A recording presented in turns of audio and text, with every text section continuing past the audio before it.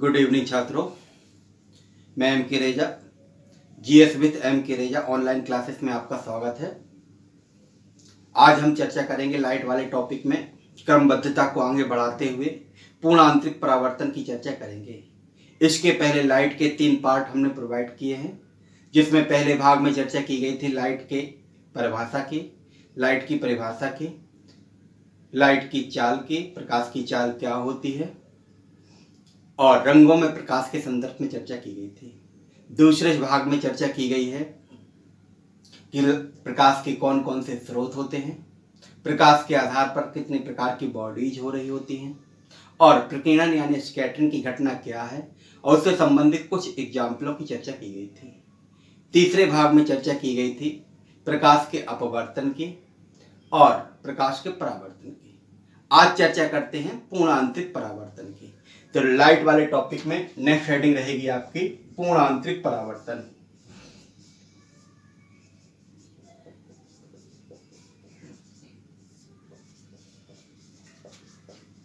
Total internal reflection, पूर्ण आंतरिक परावर्तन।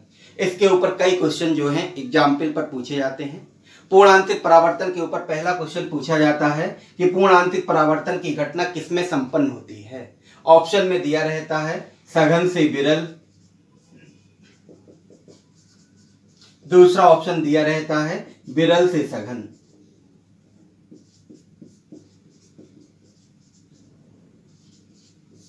ये 2 ऑप्शन दिए रहते हैं। इसके अलावा दिया रहता है सघन से सघन, विरल से विरल ऑप्शन में भी रहता है। तो टोटल इंटरनल रिफ्लेक्शन यानी पूर्ण आंतरिक परावर्तन की घटना जो होती है यह सदैव सघन से विरल माध्यम में संपन्न होती है, कभी भी विरल से सघन माध्यम में संपन्न नहीं होती है। तो एकदम माइंडेड कर लीजिए, क्वेश्चन को लिख लीजिए कि पूर्ण आंतरिक परावर्तन की घटना किसमें संपन्न होती है। तो केवल और केवल सघन से विरल माध्यम में संपन्न होती है, ना कि विरल से सघन माध्यम में। इसी के आधार पर उदाहरण के ऊपर भी क्वेश्चन पूछे जाते हैं। ऑप्शन में दे देता है कि निम्नलिखित में से कौन सा पूर्ण आंतरिक परावर्तन के संदर्भ में सही है। ऑप्शन में आपके सामने ए आ जाएगा कांच से वायु, बी ऑप्शन आपके सामने आ जाएगा वायु से कांच, सी ऑप्शन आ जाएगा आपके सामने वायु से जल, डी ऑप्शन आपके सामने आ जाएगा जल से कांच। इस प्रकार के ऑप्शन भी आपके सामने आते हैं और पूछा जाता है कि निम्न में से कौन सा पूर्ण आंतरिक परावर्तन के संदर्भ में सही है या निम्न में से किसमें पूर्ण आंतरिक परावर्तन की घटना संपन्न होगी। तो यहाँ पे आंसर आपका क्या हो जाएगा, कांच से वायु, यानी कांच से वायु में पूर्ण आंतरिक परावर्तन की घटना संपन्न होगी कि कांच जो है सघन माध्यम है और वायु जो है विरल माध्यम होती है। जबकि यहाँ पे 3 एग्जाम्पल जो दिए गए हैं उसमें ये सब जो है विरल माध्यम है और ये सब कैसे दिखाई दे रहे हैं, सघन माध्यम के रूप में दिखाई दे रहे हैं। तो इस प्रकार के क्वेश्चन इस वाले टॉपिक से पूछे जाते हैं। तो पूर्ण आंतरिक परावर्तन यानी टोटल इंटरनल रिफ्लेक्शन की परिभाषा क्या है, इसको समझते हैं।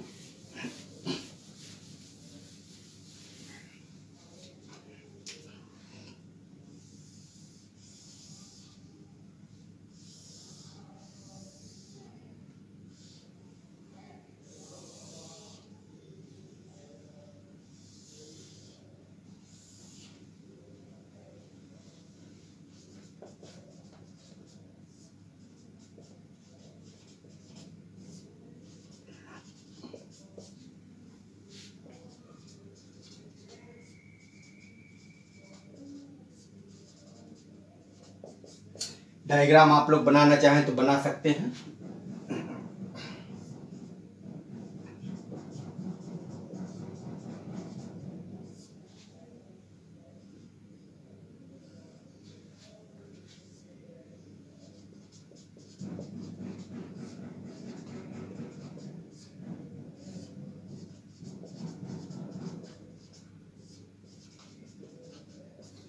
तो देखिए पूर्ण आंतरिक परावर्तन के संदर्भ में एक छोटा सा यहाँ पे लाइन डायग्राम बना हुआ है, जिसमें यहाँ पे लिखा है अभिलंब, यानी जो ये संरचना दिखाई दे रही है वो है अभिलंब। यहाँ पे एक बॉक्स नुमा संरचना जो बनी हुई है वो है सघन माध्यम यानी कांच रखा हुआ है।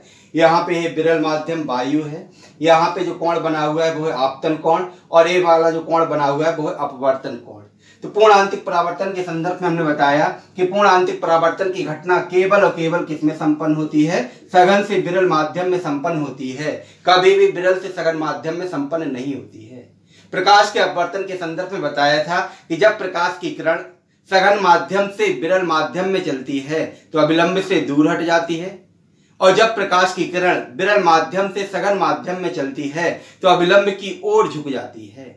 यानी जब अपवर्तन की घटना संपन्न होती है तो यह दोनों माध्यम में संपन्न होती है, सघन से विरल में भी संपन्न होती है और विरल से सघन में भी संपन्न होती है। लेकिन पूर्ण आंतरिक परावर्तन की घटना केवल और केवल किसमें संपन्न हो रही है? सघन से विरल माध्यम में, और सघन से विरल माध्यम में जब यह घटना संपन्न होगी तो प्रकाश की किरण अविलंब से क्या हो जाएगी? दूर हट जाएगी। तो यहाँ पे देखा जाए तो जब प्रकाश की किरण सघन माध्यम से विरल माध्यम में जाती है तो अविलंब से दूर हट जाती है, जिसके फलस्वरूप सघन माध्यम में आपतन कोण का निर्माण होता है और विरल माध्यम में अपवर्तन कोण का निर्माण होता है। अब इसके बाद देखा जाए तो प्रकाश की किरण में जैसे ही आपतन कोण के मान को बढ़ाते हैं, तो देखिए आपतन कोण के मान को बढ़ाया गया। जब आपतन कोण के मान को बढ़ाएंगे तो अपवर्तन कोण का मान भी क्या होता जाएगा? बढ़ता जाएगा। फिर इसके बाद आपतन कोण के मान को बढ़ाया गया तो अपवर्तन कोण का मान क्या हो जाएगा? बढ़ जाएगा। और जब यहाँ पे अपवर्तन कोण का मान बढ़ा है तो इसके लिए अपवर्तन कोण का मान कितना प्राप्त हो चुका है? 90 डिग्री प्राप्त हो चुका है। और जब 90 डिग्री यहाँ पे मान प्राप्त होगा तो यहाँ पे जो कोण बन रहा होगा उसका नाम हो जाता है क्रांतिक कोण।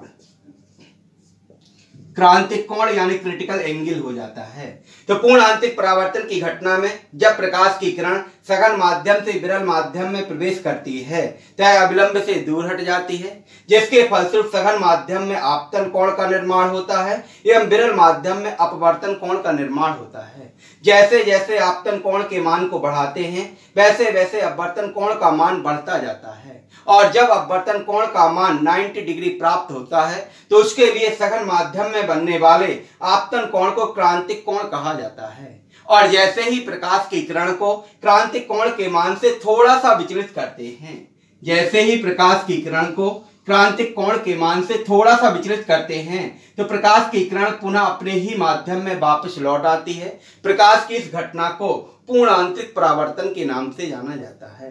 तो टोटल इंटरनल रिफ्लेक्शन में क्या होता है कि प्रकाश की किरण में जैसे ही क्रांतिक कोण से मान से अधिक होगा तो प्रकाश जो होगा वो अपने ही माध्यम में पुनः वापस लौट आएगा। इसी घटना को क्या कहा गया? पूर्ण आंतरिक परावर्तन। क्वेश्चन यहाँ पे दूसरा पूछा जाता है कि क्रांतिक कोण का मान कितना होता है? तो क्रांतिक कोण का मान कितना होगा? 90 डिग्री सेल्सियस होता है। दैनिक जीवन में इसके कई एग्जाम्पल देखने को मिलते हैं, जैसे कि देखा जाए हीरे का चमकना। तो हीरे का चमकना जो होता है यह पूर्ण आंतरिक परावर्तन पर ही निर्भर करता है। तो उदाहरण के रूप में आप लिख सकते हैं हीरे का चमकना। हीरे का चमकना, तो हीरे का चमकना किस पर निर्भर करता है? टोटल इंटरनल रिफ्लेक्शन यानी पूर्ण आंतरिक परावर्तन पर निर्भर करता है। इसी प्रकार से आप देखेंगे कांच की एक छड़ है। कांच के एक छड़ में जब दरार पड़ जाती है तो यह दरार दूर से चमकती हुई दिखाई दे रही होती है। तो यह दरार जो दूर से चमकती हुई दिखाई दे रही है यह किसके कारण फलस्वरूप होता है? पूर्ण आंतरिक परावर्तन के कारण ही फलस्वरूप होता है। तो कांच की छड़ में पड़ी हुई दरार का दूर से चमकता हुआ दिखाई देना, चमकता हुआ दिखाई देना। तो कांच की छड़ में पड़ी हुई दरार का दूर से चमकता हुआ दिखाई देना। और दैनिक जीवन में आप ऐसे उदाहरण देखते ही होंगे, खिड़की में कांच लगा रहता है, कभी वह चटक जाता है तो कांच की जो दरार होती है दूर से क्या होती है? एकदम चटकती हुई दिखाई दे रही होती है। इसी प्रकार से एक और उदाहरण जो सबसे ज्यादा पूछा जाता है, मृग मरीचिका का निर्माण होना। मृग मरीचिका का निर्माण होना यानी मरीच का निर्माण होना। तो मृग मरीचिका का निर्माण होना, आपने देखा होगा कि राजस्थानी इलाकों में जब हम जाते हैं तो ऐसी स्थिति में दूर से जब देखते हैं तो लगता है कि तालाब भरा हो, जल पड़ा हो, बट ऐसा नहीं होता है। या एक छद्म घटना होती है जो किसके कारण संपन्न होती है, पूर्ण आंतरिक परावर्तन की घटना के कारण ही संपन्न होती है। इसी प्रकार से गर्मियों के दिनों में आप देखेंगे कि जब रोड पे जाते हैं तो ऐसा लगता है कि रोड पे आगे पानी डला हो, बट वहां पानी अवेलेबल नहीं होता है। ये घटना भी किसके कारण होती है, पूर्ण आंतरिक परावर्तन के कारण ही संपन्न हो रही होती है। तो इस प्रकार से देखें तो पूर्ण आंतरिक परावर्तन से संबंधित दैनिक जीवन के कई उदाहरण जो हैं पूछे जा रहे होते हैं। तो ये था पूर्ण आंतरिक परावर्तन और उससे जुड़ी हुई घटना। तो डायग्राम आपने बना लिया होगा, इसके कुछ उदाहरण जो हैं आप लिख लीजिए। सबसे ज्यादा क्वेश्चन आपका यही पूछा जाता है, मृग मरीचिका का निर्माण होना, फिर उसके बाद पूछा जाता है हीरे का चमकना। इसके बाद देखा जाए दो उदाहरण और दिखाई दे रहे हैं, जिसमें आपने एक सुना होगा ऑप्टिकल फाइबर, प्रकाशीय तंतु।